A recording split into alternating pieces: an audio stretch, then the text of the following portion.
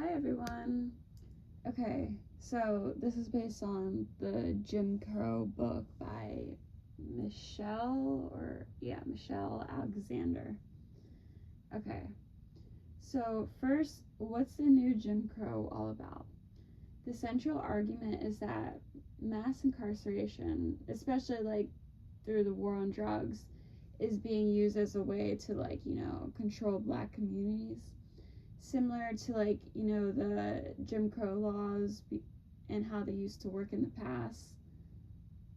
But the thing is, it's done in a way that kind of looks like colorblind, like what we learned during class on the surface, even though it's not. Alexander talks about how millions of black and brown people, particularly the younger men, they are typically labeled as criminals, mostly for like non-violent drug offenses. After that label like sticks, and they get discriminated against, and they all the discrimination affects them like legally and stuff like that. They like usually they lose voting rights. They can't get public housing, and they are blocked from so many jobs, and they basically become second class citizens. One of the lines in the book that really struck me was when she says, "We have not ended racial caste in America, we have merely redesigned it." That line really stuck with me, and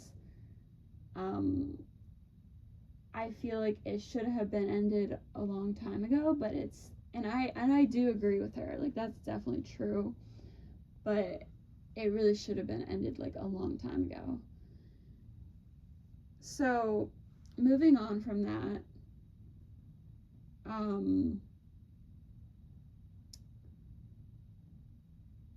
so let's go into like why this matters so much.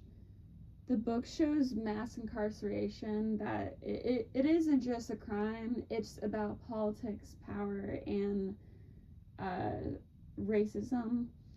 And since the 1980s, the US prison population just like exploded basically. It got really, really big really quickly. And from around 300,000 people to over 2 million people today. And that's a lot. That's a lot. It shouldn't be climbing. The numbers shouldn't be climbing that high, but that's what happened. And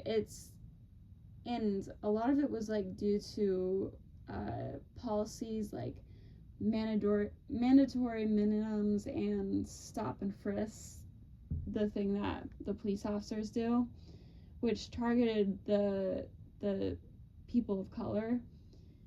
Alexander shares stories about like real people, and their lives were destroyed over a single drug charge. Like they were, it was harder for them to get jobs.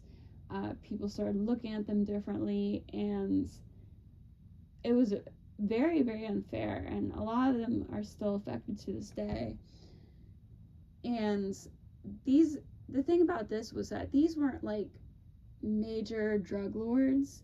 They were like, we're talking about like very small scale charges that really should have been a big deal, that led to many years in prison, like way too many years in prison for something small, when there's like worse people out there who got less years in prison than that. And they got lifelong consequences too. Even if they did get out, they were less likely to get a job and things like that. For example, she tells a story of a young man who got like caught with weed, pleaded guilty to avoid a long sentence, and later found out that plea meant he'd never get public housing or financial aid in college or even like decent employment again. And no one tells them this up front. Like when he first got these charges, like no one told him that when he got out, or how he'd be treated by the public. No one told him that. And that's just the reality of it. And I honestly couldn't even imagine what it would be like to like go through that myself.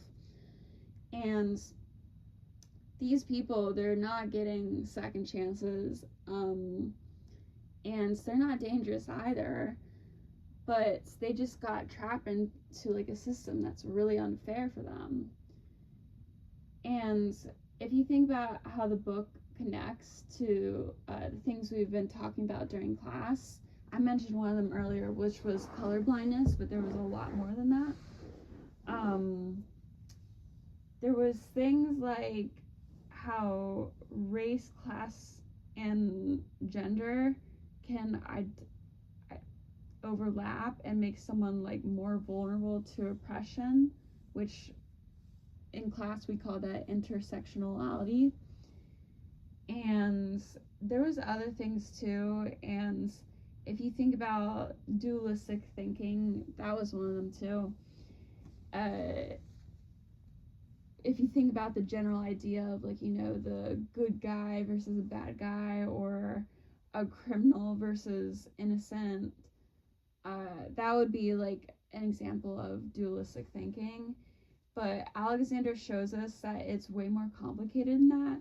People who have been incarcerated are like still people, like their words still matter, their lives still matter for that sake too. And it's not just their worst decision. Honestly, this book made me like really uncomfortable. I will be honest, it did make me uncomfortable. But kind of in a good way too, because it really did open my eyes. I used to think that the justice system was mostly fair. Like, yeah, it has problems, but it works for the most part. But this book made me realize how much of what we call, you know, quote unquote justice is actually deeply racialized. It made me question, like, you know, everything from drug laws to how police are trained, things like that. And, you know, one thing that, like, really, like, hit me or, like, struck out to me was thinking about how lucky I am to not have to worry about getting stopped or searched for no reason. Because, yeah, I am white, but if I was not white, I'd be way more likely to get stopped for that. And that's really unfair. And I don't think that should be a reason to stop people, but it does happen. And people like that shouldn't be a thing anymore, but it still happens. And it's been happening for the past 20 years. And that's a privilege that I have. And we also talked about that during class too, is that white privilege does exist, and I do believe it exists. And I also have personal things I went through too, where I really did see that white privilege exists. And I do believe that racism still, unfortunately, is a thing of today, because I've seen racism firsthand. Even though I didn't experience it, I've seen it. And it really needs to stop. And at first I was so shocked to even realize that it still exists to this day, because I used to think it was a thing of the past, but I've seen it. There's been so many situations where I've seen it, and it was really scary and really uncomfortable, and I wish it just never happened, but it did happen. And it made me want to be like, you know, more aware and like more vocal of things that are going on that relates to that, even if it's just like through conversations like this, like how I'm speaking right now. And I also looked up some recent stats. As of now, Black Americans are still in prison at almost 5 times the rate of white Americans. I think that's like really wild to think about it. I do agree with that stat. I feel like that definitely is true. My dad, when he was younger, he used to be a police officer, and he would tell me all these stories, and he did see that. He did see that a lot of Black people were treated unfairly in the early 90s, and he didn't like one a bit. He didn't like that at all. And the effects go, like, beyond prison. Mass incarceration typically breaks up families, lowers, like, your income by a lot. And we're not just talking, like, a little bit, like, a lot. A lot of people can't even get jobs. They have to rely off people. Some people don't even have people to rely off. They end up homeless. And because they don't have anyone to rely off, that's how they might end up back in prison.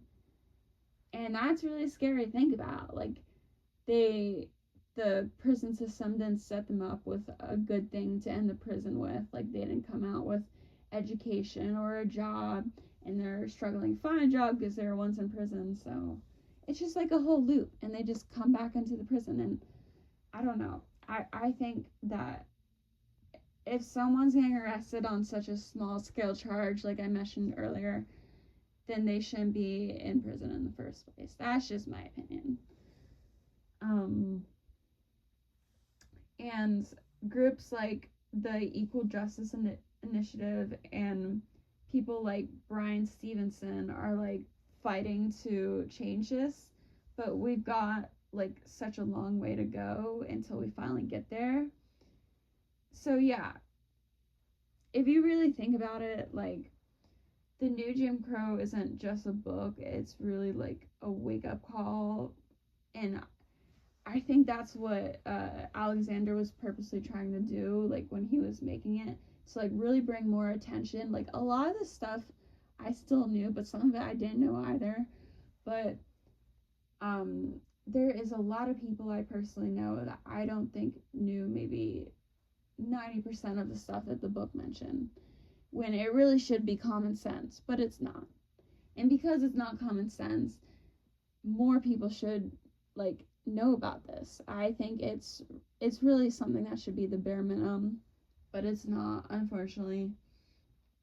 And Alexander is just trying to show that racial discrimination and just, like, racism in general, not just discrimination, like, racism in general isn't just a thing of the past. And I even said that earlier too. Like, I used to think it was just a thing of the past. I didn't think racism still existed to this day. I thought that for a long while until I saw it firsthand. And he really wanted to show that it's something that we still have to this day, and it's still so unfair for people of color, and more specifically black people, and if you want to be even more specific than that, black men, and specifically in prisons and stuff. It's unfair to many individuals, and it affects just really simple tasks that you don't even think about, like, voting, educating others, and, like, other reform movements that, and there was many movements I think that happened in the past. I think I remember in 2015 there was, like, a huge movement. I forget what it was called, but it's just, it shows that there's, like, a role for, like, all of us to, like, be able to contribute to fix this issue that's still very prevalent to this day. And I think I'll end this off here. Thanks for listening, and I hope this inspired you. And read it, whoever's listening to this.